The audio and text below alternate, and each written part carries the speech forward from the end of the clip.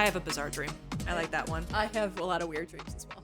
So I have this reoccurring dream, which I know is a stress dream, but I'm in high school. But I'm in the high school I was only in for like a year and a half. So it's like, it's not the high school I graduated in. And I am literally at prom, but I'm not in prom attire.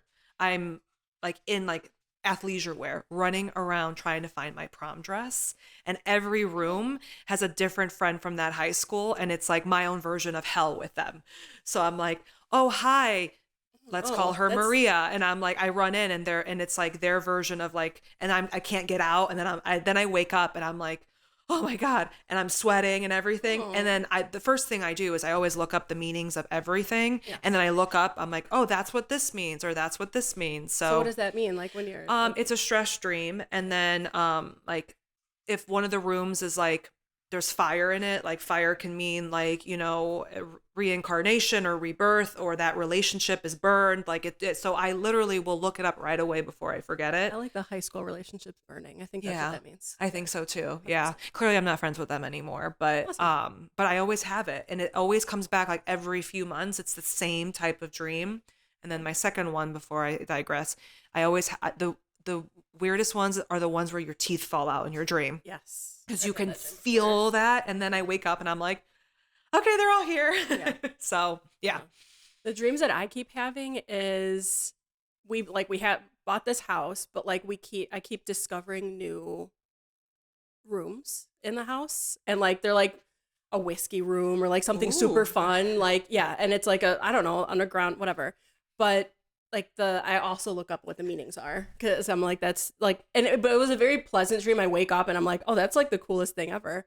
But it means like you're trying to like rediscover yourself, or like discovering new things about yourself. Oh, I like that. So I'm like, yeah, that's a pretty good one. I get a lot of flying dreams. Like in planes and stuff? No, like I'm flying. No planes. Planes would stress me out. Like me physically flying. And that's always a very pleasant dream as well. So you with your stress dreams, I'm me with my dreams. Positive vibes. I'm gonna keep this here, and you keep please, that over let's there. Just, whoop. Yeah. Or I'll share. Yeah, please share the vibes, because the concept of dreaming freaks me out, because sometimes I will wake up and I hate that when you can't you wake up and you can't remember your dream, even though you know you were dreaming. That's why at the moment my eyes open, I'm like, dream dictionary, what does this mean? But the concept of dream state freaks me out, especially like when dogs dream. Yes. I'm like, what are you dreaming about? And then I'm like, what could they be stressed about? Yeah. Like, and it sounds like it's a nightmare. But sometimes I'm like, are you chasing like a bunny rabbit and you're having the best time of your life? I hope so. That's what I like to think it is. Yeah. Oh my goodness. Well, we should probably get into it, but I think we need to let the cat out of the bag and say hi to everybody. Weird. This is so weird that we're live, and we're not live, but like in person, and you guys can see our faces, and we can't hide anymore. No, we're not just voice waves behind a picture anymore. We're officially on camera. So bear with us as we get used to this new endeavor, but we're really excited, and we're going to kick off the episode. And excuse the nerves. Yeah. If you have tips and tricks, leave us a comment. Absolutely. Yes. All right, let's do this. Go for it. Well, welcome to Lap It Like It's Hot, y'all. We are doing a special episode today. So we're going to be talking about Dreyer Reinbold Racing and Cusick Motorsports, and also previewing Barber a little bit, since it is technically race week. But we wanted to do a little special EP talking about one of the only full-time teams that come just for the 500. So we're really excited. So it's a full-time team or is it a part-time team? Oh, excuse me. Well, they're a full-time entry with two cars that are coming into the 500. So they don't race any other race. It's just the 500. And so we'll talk a little bit about their history and about this year's grid drivers. Awesome. So cool. We'll kick off talking a little bit about Dreyer Reinbold Racing. Dreyer Reinbold Racing, or I'm going to say DRR because I'm probably going to stumble. 100%. 100%. That's a tongue twister in itself. So DRR was founded in 1999 by Dennis Reinbold. He's actually a Hoosier, so he's in the Indianapolis area, and he is well known for having his car dealerships around the area. So that's appropriate. His grandpa, actually, so I'm going to call him Pop because that's what they called him, Cute. really started the racing legacy throughout the program. So his grandpa Pop was a former factory motorcycle racing driver, and Okay. he actually served as a crewman and a mechanic on the Duesenbergs during the 1927 Indy 500. Ooh. So the family has definitely been around the 500 for quite some time. And Pop worked on cars all throughout the 30s, and he worked on some pretty amazing winning cars, and they called them the Dryerettes, which I think That's is super cute. super cute. I love that name. But really, Dreyer Reinbold really kind of started coming to fruition in the early 2000s, where they started actually winning races as a full-time team for the Indy Racing League. And their first win came in 2000 at the, wait for it, the Walt Disney World Speedway. Which I am very sad that that's still not a thing. I was like, wait a minute, time Like, out. It's in Florida, I would imagine, right? It was on the Walt Disney World property, and it was actually owned by Walt Disney World. Does it still exist? No, well, the land still exists, but I don't think the actual speedway still exists. Bummer. Roger Penske, if you're listening, I think that would be an epic race, and having it be Disney themed again probably would be amazing. Oh, easy. That would be an easy like sellout for sure. I know. Could you imagine all of the branding? And come on. I mean, have the characters dancing around? Why not? Yeah. Why A not? Walt Disney World themed car livery weekend. Come I on, mean- we can do so much. Right? Like what's the car's name? Lightning McQueen, right? You can have the entire like they actually do have those cars like in Bring Disney. the cars, You have to. characters to the speedway. Let's Writes do it. itself, dude. Writes itself. So they actually secured their first win with Robbie Bull at this time. I will state this. I'm probably going to butcher some of these last names, so I'm going to just put it out there. Sure. But they've had a very diverse, very well-known group of drivers under their belt. So some of the names that have raced for them are Buddy Leisure, Sarah Fisher, Buddy Rice, Al Unser Jr., which if you've listened to our GO episode, we talked a lot about that family. He is definitely on that top 10. Sage Karam, which we talked a little bit about last week We did. during our mental health segment. And finally, J.R. Hildebrand, which I think is probably the most well-known driver in like the early 20-teens, 2020s at the moment. Notably, Sarah Fisher became the first woman to win a pole position at the Kentucky Speedway. So they've had some really strong, diverse set of drivers under the DRR umbrella. That's awesome. Yeah. So some fun facts about DRR is for every 500 that they've either joined or started on, they have qualified 42 drivers so far. So having a team that might be part-time or full-time on the grid, knowing that when they show up for the 500, they really don't get bumped, which is really nice to see because just some consistency around their drivers. But some fun things that they also do with the team, they're part of Rallycross and Nitro Rallycross. So they really are getting involved in other ways of motorsport. And then outside of racing, DRR is a national spokesperson for Racing for Kids, which is a foundation supporting youth. And they have reached over 20,000 kids in more than 400 hospitals worldwide. And they continually raise millions of dollars for the hospitals and for children's health programs. Love that. Love to hear that. So very cool. Yeah. And then there has been some rumors and news on the street that DR may be looking into potentially coming back to IndyCar full time. So we're going to see what happens here with the 2027 regulations. So when asked about it, here's the question. The charter system just came out this year, which if DR decided to come back full time, they would either have to buy an existing charter from another team or do something that like Prema is doing where they don't get the perks. And that's a big investment. I was going to say, like, so then they would just add on. So there'd just be 2 more cars on the grid. And it's not like they would be replacing somebody else. Or one. Let's say maybe they start small and they start one. So then we would have 28 cars on the grid. But with the new regulation changes coming, there are rumors that the cars are going to be bigger, Hmm. and that there is a potential where they're going to want to shrink the current grid size down to maybe 24, 25 cars. Hmm. So when you're thinking about teams like Prema who have two cars out the gate, Dale Coyne, or even like JHR, there may be conversations around how are they going to get 24 to race because of the sizes, and so many of these tracks don't have enough pit walls for larger cars.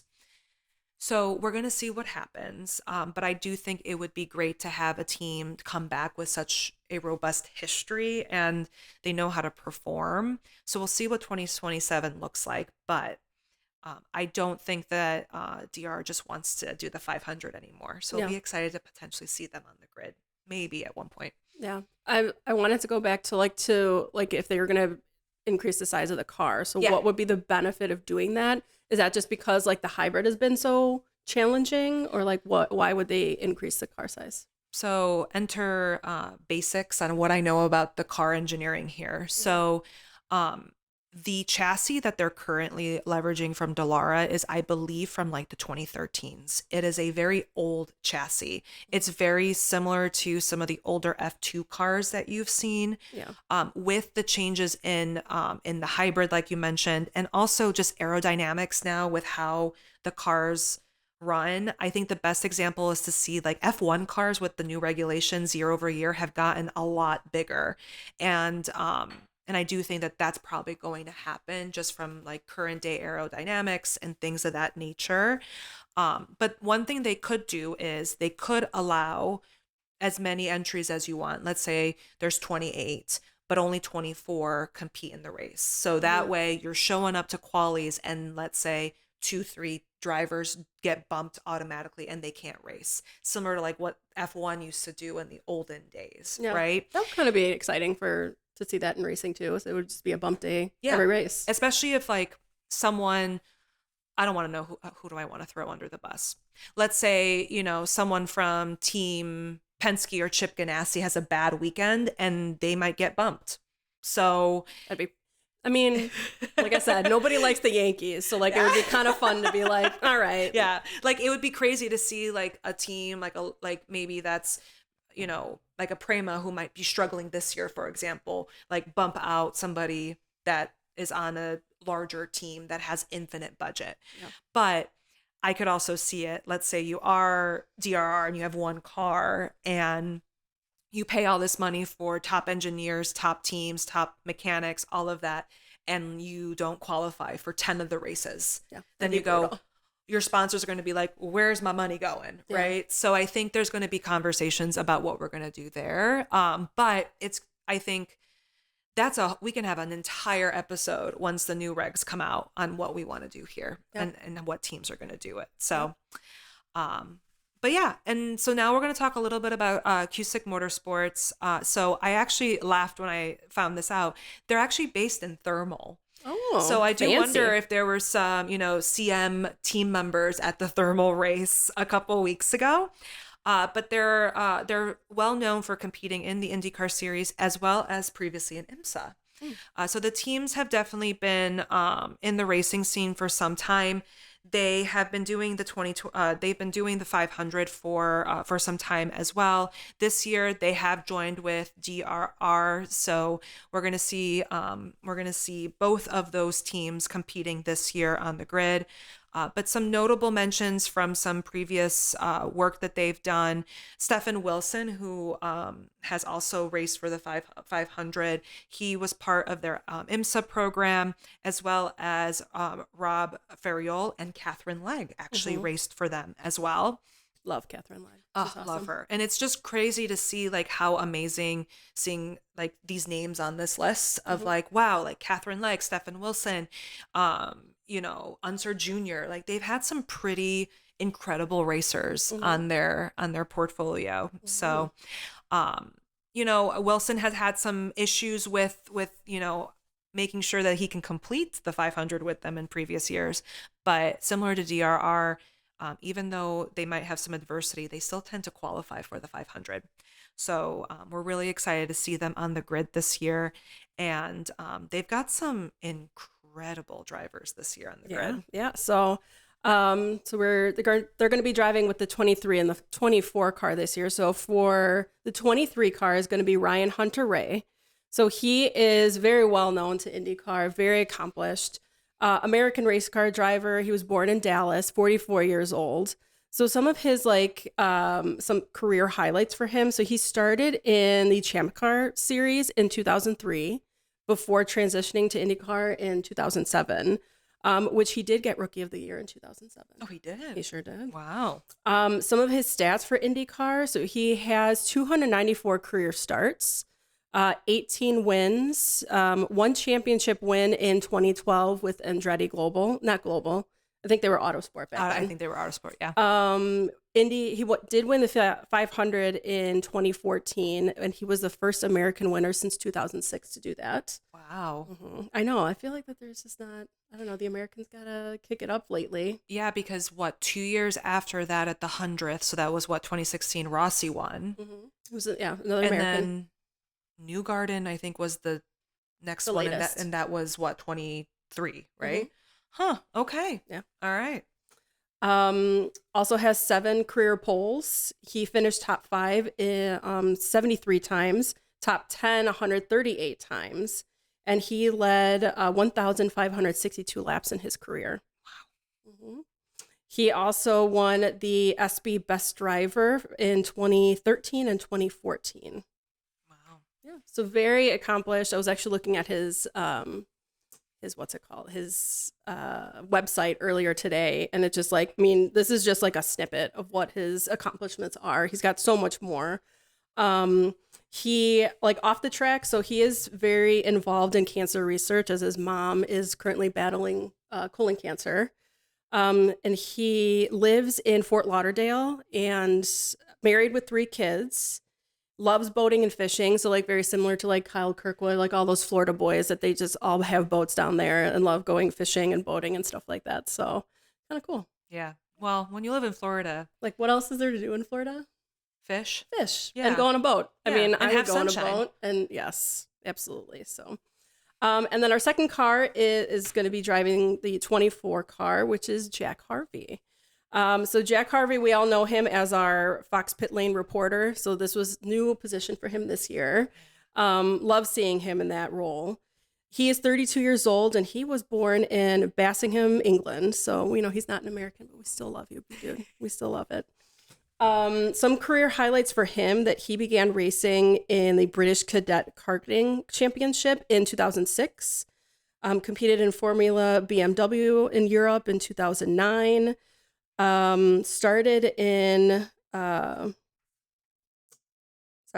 Raced in British Formula 3 during 2011 and 2012. So he got 4 wins in 2012 and finished 3rd overall. Wow. He was in the Indy Light Series, and he competed with Schmidt-Peterson Motorsport and finished runner-up in 2014 with 4 wins and 2015 with 2 wins. And then in the IndyCar series, he was racing in 2017 with Michael Shank Racing, which is now Meyer Shank, and then joined RRL in 2022 to 2024. So his stats, so he's got 93 career starts, finished top 5 3 times, and top 10 17 times. 3rd. Oh my God. Or May 4th. Sorry. God, I'm not a Star Wars fan. Sorry. May 4th. I can't.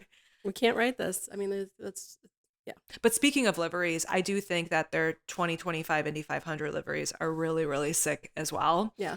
With Jack, he has the lime green black livery, and then Hunter-Reay has the blue, reddish, very American red, white, and blue kind of color scheme. Yeah. We were talking about this earlier before we started recording. We're definitely going to need a spotter's guide for the 500. Because they all kind of look similar to other cars, and when they're going so fast, it's hard to see. So we're definitely going to need a spotter. Oh yeah, even on the test, everyone's like, "Is that Jack? Is that Jack Harvey? Oh no, that's Connor Daly." So we're definitely going to need to. Hinchcliffe doesn't know what it is. Oh, then we're definitely lost. So. No, but I think we're really excited to get to see, Jack and Ryan Hunter-Reay on the grid. I hope that they do well. I think they naturally will always do well with their history, but we wish them nothing but luck this month of May, and we'll see you guys there, which is really exciting. I know. I cannot wait. I'm so excited. Counting on the days. All right, so now we're going to talk a little bit about Barber. So, we have the Barber GP, which is weird to say because technically the month of May is kicking off, but yet we're not kicking off with the Indy GP. We're starting in Alabama at Barber. Barber is actually one of the tracks that I think a lot of the drivers look forward to. And we do have a ton of previous winners that are on the current grid. So most recently, Scotty Mack has won there back to back. Joseph Newgarden has won there 3 times in 2015, 17, and 18. Will Powers also won there in 2011. So definitely a lot of Penske drivers liking this track. But we also have Mr. Alex Palou and Pato winning as well. So we'll definitely get to see if Scotty does a three-peat. I feel like this season is like the season of three-peats. Yeah. And maybe he will get that 25 win as well. A little backstory from last year. So Barber is an art installation as well. So most notoriously, we had Miss Georgina last year. Yes. So for those of you who don't know who Georgina is an art installation where they hang a mannequin up on one of the overpass bridges. And last year, she decided to make the race all about her, and she fell onto the track. Which, like, if I didn't watch the race last year and I just, like, saw something and I'm like, did someone jump off the bridge? Yeah. So, like, I'm sure it was terrifying, especially if you're in a car going that fast. You have no idea what that is. So I think one of the radios was from Pietro Fittipaldi being like, I think I hit something. I think I hit someone. They're terrifying. Right? And then I think, I don't know if it was Scotty Mack or somebody literally clipped like her hand off. Oh, God. So Georgina definitely became the highlight of the track, and we even and then beyond, right? Oh, yeah. Like I think when we were at Road America, someone had like a mannequin strapped to their golf cart. They right? had a mini Georgina on their golf cart. So we're looking forward to seeing Georgina this year and see what outfit she's wearing this time around. Mm-hmm. But from a racing standpoint, I think this is also going to be another strategy race. So Scotty Mack won last year because he decided to run the 3 pit stop strategy. But I do think that some teams may try to do a fuel save and do a 2-stopper. But it all comes down to, are we going to have an all green race again? I know. Yeah. So late, like there hasn't been any yellows in the last, 2 races? The last yellow was, 2 races ago. Right. Which is crazy to think. But because thermal there wasn't. And last St. Pete was lap 1. And and then there wasn't one after that. No. The fact that there wasn't a yellow at the start of Long Beach, I think everyone was genuinely shocked. Yeah. So if we're going to have an all green race again, there may be a 3-4 stop strategy. We don't know. But it is interesting to think on one of the most recent off-track episodes with Hinch and Rossi was talking about how a lot of these drivers haven't driven the hybrid and the extra weight at these tracks. So while they're pushing 100%, no one's really pushing 125%. Yeah. Because they're not comfortable and they're a little scared to do that. So have any of these tracks have like huge elevations either? Because like I know at Barber there's like 80 feet of like elevation, which like thinking about having a heavy car, that's going to have a huge impact as well. Oh, yeah. And 100 extra pounds is a lot of weight to be carrying around there. So it will be interesting to see what happens. And while yellow races provide more options for more strategies, I think I hope we get at least one yellow. Yeah. Last year we had a few. Some of the most notorious ones was Rossi losing a tire out of the pit lane, which caused a yellow. And then a lot of drivers spin out, like Christian Rasmussen spun out, which caused a yellow at that point. but we do get some spicy racing here. Mhm.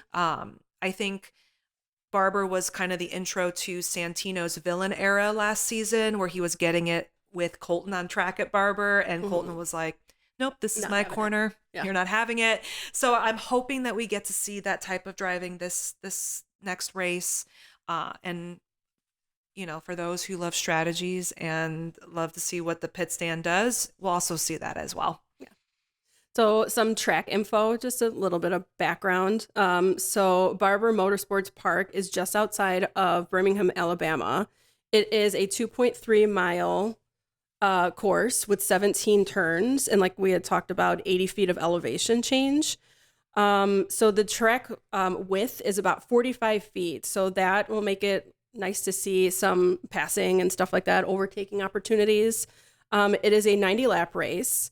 The actual park itself it's 880 acres. Wow. It's that big.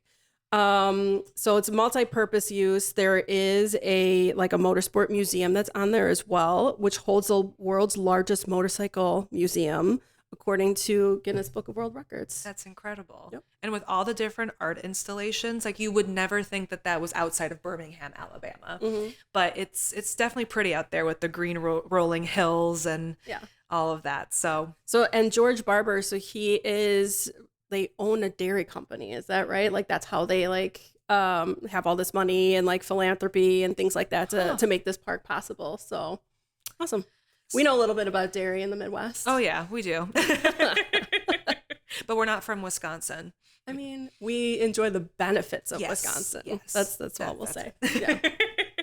So now we'll go into our predictions for race week. So for my winner, I have Will Power. I think he's been pretty consistent out of all of the Penske's since the St. Pete incident. So I do think that he'll have a redemption arc at Barber. But I do think that Alex Palou will still show up and get pole just because he can. But I'm not counting out Scotty Mack. I think it's very interesting to see Penske over the last couple of races. We had Will Power in St. Pete, who was almost last. He was 26th and did not finish. Mm-hmm. In Thermal, Scotty Mack was last. And then the last race, why am I blanking on the last race? Was Newgarden. Mm-hmm. And he was last due to the seatbelt issue. So I'm Yes. hoping that all of the bad luck has been wiped out in the beginning of the season. Hopefully. And we have a little bit more of that Penske perfect back at Barber. Yeah. So my predictions. So I'm banking on the three-peat of Scotty Mack winning this thing. So I think that'd be fun. I think it'd be like one of the first time that Newgarden has a three. No, he doesn't have a three-peat exactly. Yeah, but, almost. But I'm hoping the three-peat for Scotty Mack. I agree with you about Palou that he's going to get pole because he's outstanding. We can't deny that. Sleeper is Rossi. I don't know. I'm just like into. Rossi needs a moment. He does need a moment. I think he's been doing really well, and he needs that just little push, that little. I don't know. I think I'm pulling for him. I think having a Rossi podium. I think he's maybe. I don't think ECR is there for a win unless they have an impeccable strategy. But I do think that having him on the podium will be a huge bump for the month of May. Absolutely, for sure. So all right, so we're excited about Barber. Yep. So some things happened around the Indyverse, which most importantly, we had the first Indy 500 Open test this week. So, yes. But it did start out a little fumbled. Yes. Hopefully this is the kinks that are just being pushed out now. So like they'll be fine when the actual the actual race happens. It was crazy because I was at work and I may or may not have booked a conference room so I can watch tests on the big screen. And I go into the conference room, I set myself up, and I never thought about doing that. It's incredible because all of I sit in my office like a doofus. Yeah, genius. You should do that. Then no one bothers you. I have 2 auditoriums that I could do that for. The sound. Could you imagine the sound system in an auditorium? I'm doing it. So I log on and it's like they do an install lap and I am pumped. I'm like, car's on track. This is awesome. I'm answering emails and then it just says like IndyCar will be back soon. And then I go onto BlueSky and Marshall Pruitt's like, the internet is out between race control and the teams. Stay tuned. And then it was like an hour. And I'm like, all right, I have to go back to my desk now. So I left, and they didn't get on track until 1 o'clock Eastern. The teams had lunch, and then they came out. They were racing till like 7 p.m. Yeah, that's which rough. those Not are ideal because yeah. like that's like not the actual race time, Yeah. right? So But I do have to say, on day 2, they did the boost session. Mhm. So normally you don't get the boost until the last Fast Friday of practice, but with the hybrid, they gave them a little bit of an extra boost. And some of these drivers, like Takuma Sato, before his crash, he was speedy. Mhm. So it's definitely going to be exciting to see what happens with once they turn up the boost again. But they were racing. Yeah, they were. Well, and speaking of that crash, did you hear it was like almost 100 G's? I still go back to my previous statement that I feel like if a driver goes through a large enough G impact like that, that they should not race for like a couple of days. Right. Granted that was the second day of the test, but if that would have happened on the first day of the test, I would have been like, I don't want him to get in a car after that. It's just like just demonstrating like they're just legit superhuman. They are. They really are. And Yeah. when I was watching, it took him a second to get out of the car, and I'm like, Well, I sure. hope he's okay. But turn to last season at the 500, and even this year with the hybrid, turn 2, it looks like the turn that everyone's going to struggle with. So that won't be the first and last time that we see a big impact there. But other than that, there's no other news because the Indy test really took up a lot of last week's time. But for Barber, it is this weekend and Indy next. But I'm also very interested about viewership numbers because we will be conflicting with the Miami GP for F1. Oh, I know. And with the last race, they were competing with the Masters, they were competing with NASCAR, and their numbers were not as great as they thought they were going to be. Yeah. So another big event to compete with. So I guess we'll just have to see. I know. If numbers are low, I will continue saying, did anyone review other schedules before they made this schedule? Probably not. Yeah, Fox, I doubt that I'm sure this is, again, the first pancake, the first year. Hopefully they can, just ride it out for the rest of the year. They should be fine. Yeah, but we'll have plenty of action with Indy next as well. So we're excited for Barber this weekend. So we did receive one question that we'll go over. So our question is from Mia. She asked if you could hang out with any driver during a race weekend, who would it be and why? I'm going to go with any Australian because I just feel like they know how to have a good time, and they just like Americans just like love Australians, and I think Australians love Americans. Yeah. So who would yours be? Definitely Scotty Mack. Yeah. I feel like he would have, like I'm thinking Road America, he would have an RV, he'd have a smoker, a grill, and a fire pit, and he'd have a cooler filled with fresh alcoholic adult beverages. And I just feel like it would be a chill, awesome, good vibes, good music. I feel like there'd be good music there too. Yeah, so definitely Scotty Mack. Yeah.